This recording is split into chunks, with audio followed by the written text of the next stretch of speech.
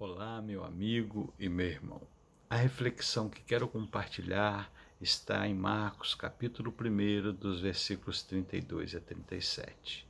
E tendo chegado à tarde, quando já estava pondo o sol, trouxeram-lhe todos os que se achavam enfermos e os endemoniados. E toda a cidade se juntou à porta e curou muitos que se achavam enfermos de diversas enfermidades. E expulsou muitos demônios, porém não deixava falar os demônios, porque os conheciam. E levantando-se de manhã, muito cedo, fazendo ainda escuro, saiu e foi para um lugar deserto e ali orava. E seguiram-no Simão e os que com ele estavam. E achando-os, lhe disseram: todos te buscam. Fortalecidos pelo Espírito Santo. Muitos se queixam. Onde está a igreja bíblica? Bem, eu pergunto. Onde estão os homens para começar uma igreja bíblica, para se levantar e fazer o que é preciso ser feito? Não significa que vá amanhã correndo começar alguma coisa, mas significa que chega a um ponto em que você diz: vejam, eu tenho que arriscar tudo. Tenho que arriscar tudo. Tenho que fazer o que está certo. É preciso haver uma igreja neste lugar e não há. Há coisas que precisam ser feitas. E é por isso que Paulo diz: sejam vigilantes, permaneçam firmes na fé. E depois, uma frase pouco comum: portem-se varonilmente, hajam como homens. Não é suficiente ter uma boa teologia e uma boa doutrina. Nós somos chamados para levar isto ao mundo, começando com seu próprio povo. Há uma coisa muito importante a ser feita aqui. A questão é: onde estão os homens? Esforça-te, tem bom ânimo. Não temas, nem te espantes, porque o Senhor, o teu Deus, é contigo por onde quer que andares. Josué, capítulo 1, versículo número 9. É algo fantástico. Nos últimos meses andava orando: ó Deus, o que vais fazer comigo? O que vais fazer? O que devo fazer? Tudo que tem acontecido à minha volta, Deus deu-me essa passagem de Josué capítulo 1, versículo 9. Sabe o que é fantástico nessa promessa? Ele diz: Marcos, não importa tanto aonde vá. O que importa é que eu vou estar contigo, vou estar contigo. Isso é tudo que você precisa. Querem saber como será a repreensão no alto? Vocês saberão, não é? Mas até esse dia temos uma brecha aberta. Para fazer o quê? Pregar o Evangelho. O cristianismo cresceu rapidamente nas últimas... e foi uma coisa de Deus. Na sua soberania, levantou-se, mas, no entanto, nas últimas décadas, com os meios de comunicação e a chamada internet, onde tudo pode ser feito, tem acontecido coisa fantástica. Aí está uma coisa que não quero que me aconteça. Não quero perder a oportunidade depois, quando a perseguição vier e já nem puder pregar ao ar livre, sentar-me a chorar pelas grandes oportunidades que tive quando estava em liberdade e não as aproveitei. Se não for agora, será quando? Se não somos eu e você, quem será?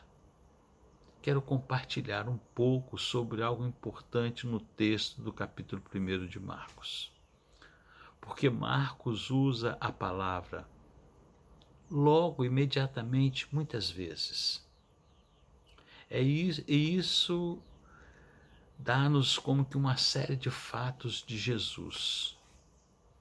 Jesus aqui está ensinando, aqui está expulsando um demônio na sinagoga, aqui curando, aqui ensinando, aqui alimentando e continua constantemente. De certa forma, era essa a vida de Cristo durante seu ministério de 3 anos. Diz aqui: tendo chegado à tarde, quando já estava pondo o sol. O sol punha-se provavelmente por volta das 6 da tarde. Depois de um dia cheio no ministério, as pessoas começam a vir e a vir. A percepção e os conceitos que muitas pessoas têm a respeito do Êxodo não vem da Bíblia, mas do filme de Cecil DeMille, Os 10 Mandamentos. Na maioria de nós, as ideias sobre o ministério de Jesus vêm dos filmes sobre Jesus, da televisão e de Hollywood que nos fazem acreditar nas coisas. Nós pintamos Jesus caminhando calmamente aí, tocando as pessoas, e é tudo uma bênção. No entanto, no verso 36, conhecemos a verdade. E levantando-se de manhã, muito cedo, fazendo ainda escuro. O que isso significa? Parece que Jesus não dormiu, porque estava ministrando a essas pessoas toda a noite. E agora, quando ainda está escuro, ele vai embora. Cristo ministrou dia e noite. Estava completamente desgastado e quando acabou de ministrar, fosse de manhãzinha ou fosse à meia-noite, ainda havia ali pessoas necessitadas, ainda havia ali pessoas que não tinham sido curadas, havia pessoas clamando. Mas vejam o que ele fez. E levantando-se de manhã, muito cedo, fazendo ainda escuro, saiu e foi para um lugar deserto e ali orava. Verso 35. Há uma coisa que Jesus nunca disse a seus discípulos em momentos de frustração. Bem, estou tão cansado e há tantas necessidades que não tenho tempo para orar. Há tantas coisas que chamam por mim que agora não tenho tempo para orar. Ele nunca disse isso, porque sabia que mesmo sendo filho de Deus, se submeteu a si mesmo à vontade do Pai. E só fazia o que viu o Pai fazer, e fez o que fez no poder do Espírito Santo. E dessa forma, podemos nos identificar com Ele. Ele se identificou conosco. Temos que ser homens cheios do Espírito Santo. Temos que ser homens que buscam a Deus. Deus que lhes diga, deixem. Há uma grande diferença que eu quero mostrar. Num certo sentido, olhamos para Efésios 5 e Colossenses 3, versículos 16 e 17, e percebemos que há uma relação direta entre a palavra de Deus habitando em nosso coração e a plenitude do Espírito Santo através de nós. Mas, no outro sentido, se você é apenas um homem que se senta e medita nas Escrituras e que pensa, por fazer isso, estar cheio do Espírito Santo e ter tudo o que precisa, você está equivocado. Você tem que ir a Deus e clamar por maiores e maiores manifestações do seu poder na sua vida, para cumprir a tarefa que Ele lhe deu.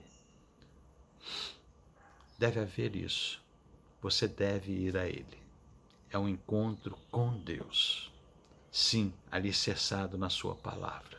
Sim, tudo que Deus faz com você em oração tem que estar alinhado com a sua palavra. Mas buscar a Deus é mais do que simplesmente ter um bom estudo da Bíblia. É clamar por encontrar-se com o Deus vivo. Esperar à sua porta e levantar-se não apenas crendo que Ele fez pela fé algo em você, mas sabendo que Ele fez algo em você. Temos que ser homens, mas não como Sylvester Stallone ou Jean-Claude Van Damme. Não homens fortes na carne, na personalidade, na presença forte nas palavras. Não. Homens fortes e fortalecidos pelo Espírito Santo. A batalha é grande e terrível. Pense que você se oporá a principados e potestades, e poderes e demônios. vai se opor à antiga serpente, vai descer ao abismo e combater o inferno. E não vai fazer isso na sua força própria, vai fazer isso no poder do Espírito Santo. Num certo sentido, quando falamos do trabalho do Espírito Santo, precisamos ver isso em duas categorias. Primeiro, há a ideia do fruto do Espírito na vida de um crente em relação ao caráter. E com isso vem também a ideia da santificação progressiva. Cresçamos mais e mais na semelhança com Cristo, submetemos mais e mais à palavra de Deus e andamos mais e mais nos passos do Espírito Santo. Tudo isso é verdade, é progressivo, crescer é algo que acontece todos os dias. Em segundo lugar, mas há um outro sentido do poder do Espírito Santo, em que não podemos ministrar a não ser no poder do Espírito Santo. É preciso clamar: ó Deus, reveste-nos do alto, reveste-nos, enche-nos. Vamos um pouco ao livro de Lucas. Veja o último capítulo, 24, versículo 29. E eis que sobre vós envio a promessa do meu Pai. Ficai, porém, na cidade de Jerusalém, até que do alto seja revestido do poder. Muitas pessoas simplesmente relegam isso a um evento que aconteceu uma vez, no dia de Pentecostes, em que o Espírito Santo desceu. Bem, no dia de Pentecostes, o Espírito Santo de fato desceu. Mas diz que quando isso acontecer convosco, discípulos, vocês serão revestidos do poder do alto. Deixe-me perguntar algo. Sempre que ministra, você é revestido do poder do alto, de maneira que se sente que não é o mesmo homem? Não estou falando de emoções, não estou falando de raiva, só estou falando disto. Reconhece que foi revestido do poder do alto? Não é orgulho dizer isso. É algo que nos foi prometido. É isso. Ouçam. Spurgeon creu nisso.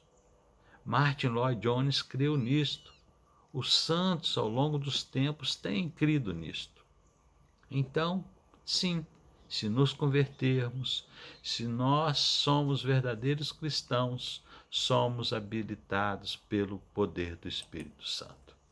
No momento da nossa conversão, não ficamos com uma parte dele ou com metade dele.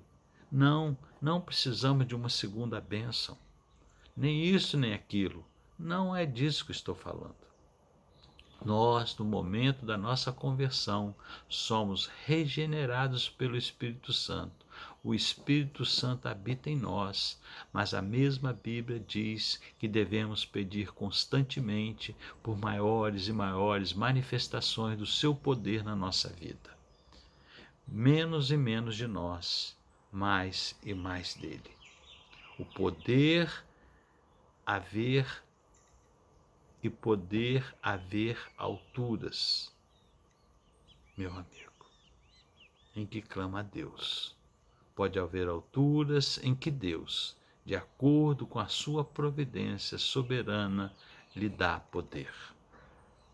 É isso que eu e você precisamos. Há tantos escribas por aí, homens brilhantes, e graças a Deus por eles, mas será que são revestidos do poder do alto? Só porque você sabe todos os pormenores da teologia, não significa que é revestido do poder do alto, ou que está ministrando no poder do Espírito Santo. É só porque fala sobre o Espírito Santo, ou lhe pedes coisas, não significa que você tem o poder do Espírito Santo. Olhem para a Reforma, olhem para Lutero, leiam sobre sua vida de oração. Não foi Lutero que disse: tenho tanto a fazer hoje, nunca conseguirei, a não ser que ores 3 horas, pelo menos, por dia.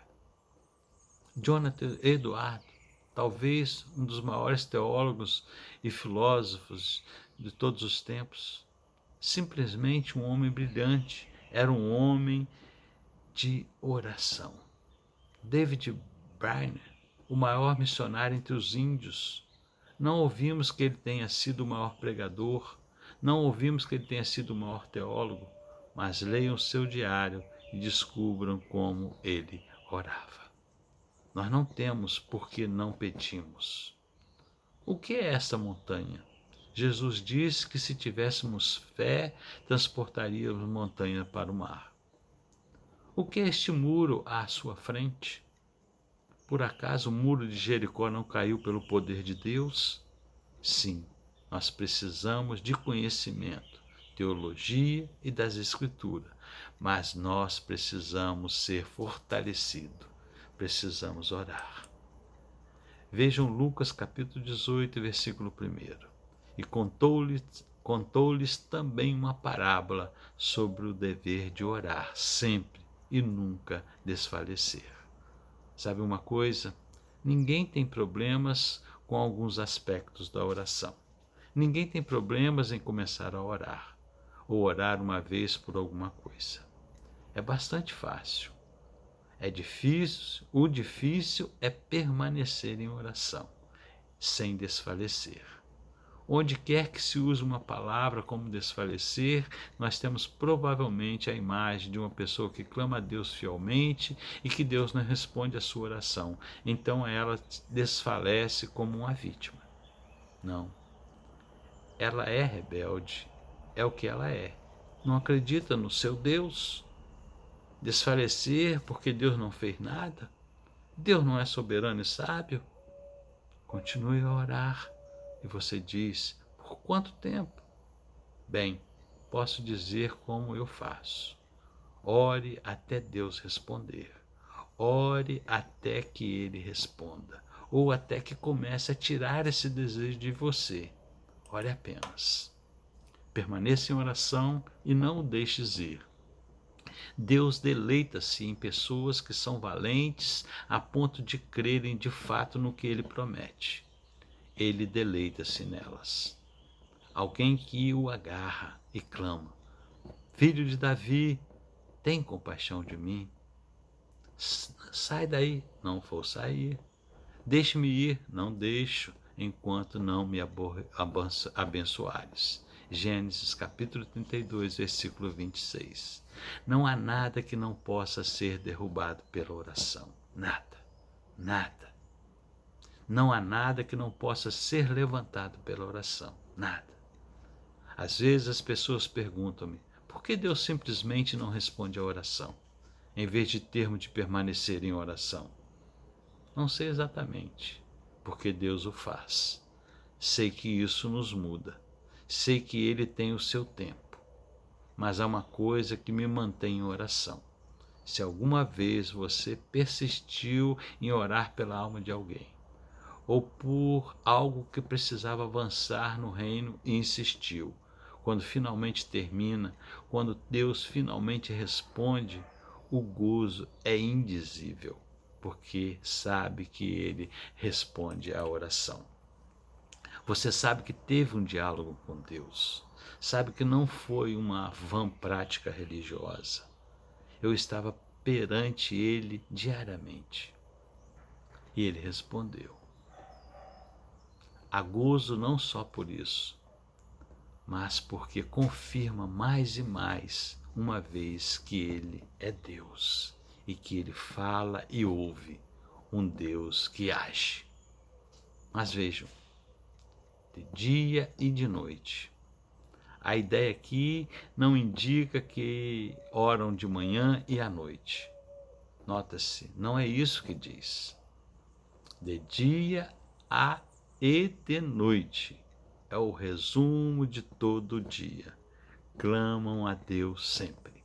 Primeiramente, a oração não existe longe da comunhão com Deus. Devemos permanecer na sua palavra e ter comunhão com Ele. A oração é impossível sem um coração justo.